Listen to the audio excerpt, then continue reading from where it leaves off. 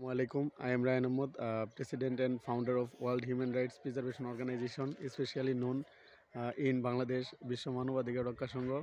I am working to ensure peace, justice, human rights, education, uh, democracy, rule of law in Bangladesh, freedom of expression, freedom of thoughts, freedom of opinion.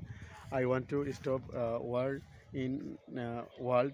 That's why I am working for that. And today was 2 January 2015 in Bangladesh.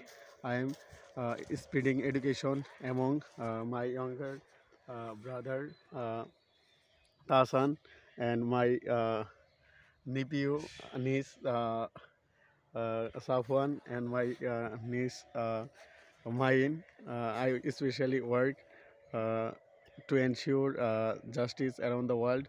I want to stop tension or war-like situation in Bangladesh and India, Russia, Ukraine, and Azerbaijan, Armenia, uh, uh, and Philistine, Israel. I want to make the world great, and that's why I am working for that. My main mission is to ensure education among all people of the world.